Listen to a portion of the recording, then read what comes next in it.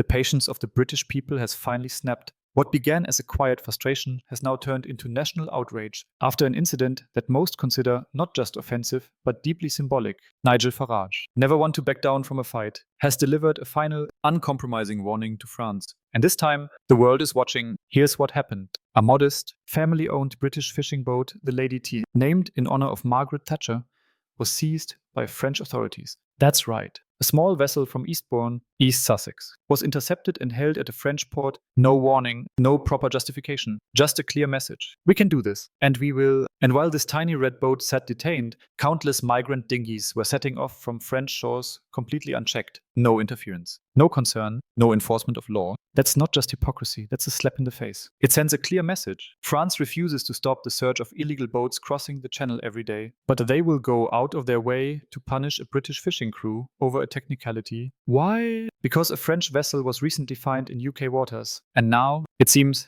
they want revenge. Nigel Farage isn't sitting quietly, appearing on GB News. He called this for what it is, a political stunt and an assault on British sovereignty. They want to play hardball, he said. Then let them know we will not fold, not this time. And judging by the response across Britain, he's not alone. Social media exploded. Outrage swept across coastal towns and cities. The same question echoed everywhere. How can France allow migrant boats to launch freely every single day, but arrest a British fisherman doing his job? There's no real answer, just excuses and silence. So GB News sent journalist Ben Leo across the channel to investigate. He tracked down officials, asked questions, knocked on doors. What did he find? Shrugs, closed gates. Sorry, it's Sunday. They said, we don't work Sundays. Try telling that to the fishermen whose lives depend on every catch 7 days a week. This isn't just a licensing dispute. This is a political message. It's a dirty game played by a government that still resents Britain's independence. They can't police their own borders, but they'll punish ours. They ignore the real problems, but chase after symbolic victories. That boat wasn't just fishing.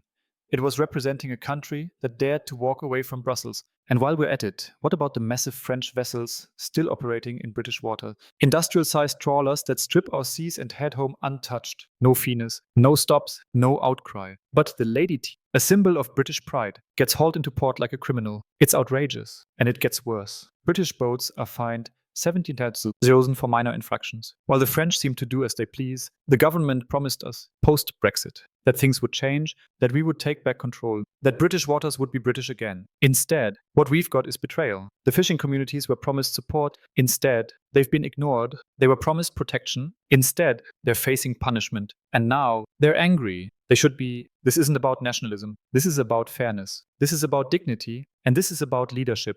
Or rather, the lack of it. Nigel Farage has made it clear. If the French don't back off, Britain must act, not with violence, but with consequences. Diplomatic pressure, trade actions, public exposure. If we don't respond now, we're sending a message that we can be pushed around.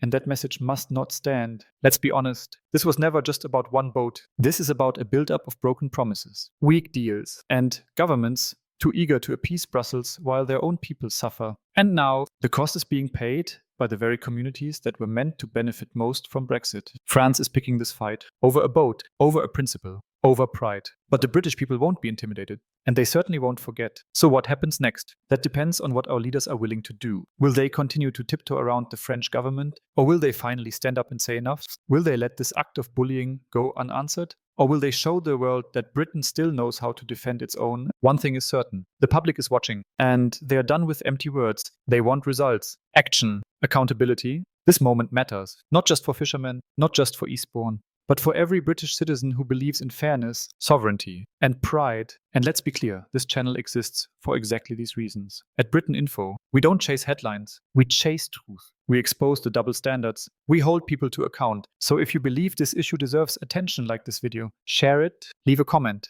And most importantly, subscribe so we can keep bringing you the stories that the mainstream media would rather ignore. Because the Lady T may be a small boat, but this story, it's a turning point. Thank you for watching.